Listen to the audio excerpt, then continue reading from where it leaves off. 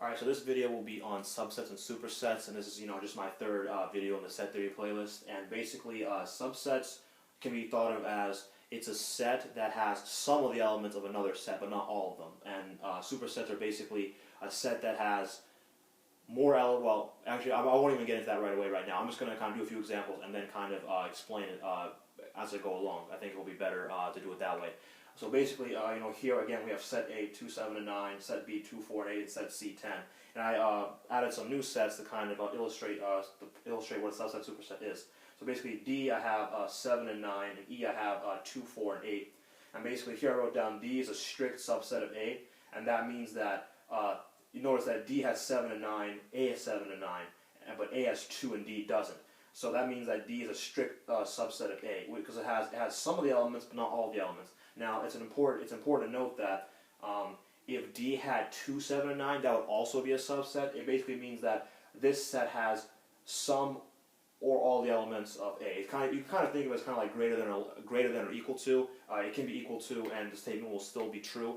And of course, for set B, I have that to really to kind of do an actual concrete example of that. You have 2, 4, and 8. It's the exact same set. E is a subset of B. And B is a subset of E. Because they're identical, but they also can be subsets of each other and supersets of each other. And that's kind of important to note when studying subsets and supersets. It's not just a set that has fewer elements or just some of the elements. It can also be a set that has the same amount of elements and the exact same elements. And so here I also wrote down that A is a strict superset of D. It's strict because it has more elements in this set and because A has 2 and D does not have 2, and so that makes it the strict superset. And that means D is a strict subset of A.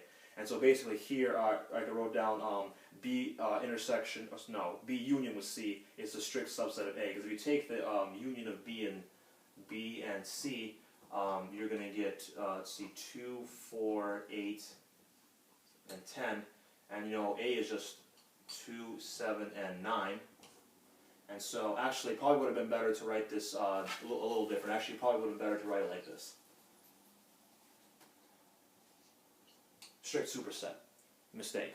So basically, as you can see, you have to be very careful of how you write these set relationships because it's easy to make a mistake. Basically, here, B union with C, you have 2, 4, 8, and 10, and then here for A, you have 2, 7, and 9.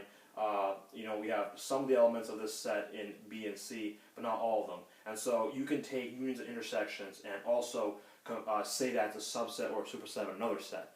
And so you can already see that a lot of the operations. It's important to kind of know that these operations they have a lot of properties. Like they're associative and commutative. Union and intersection are associative and commutative. You can write down, let's see, A union B union C. Is the same as, I'm just going to write it down here, it's the same as B union C union A. And so basically these are some, it's important property to note that they do obey kind of these classical laws. I shouldn't even say that. Basically they're associative, they're commutative, and they have properties like this that are important to understand. And I'll be covering those properties in a separate video later.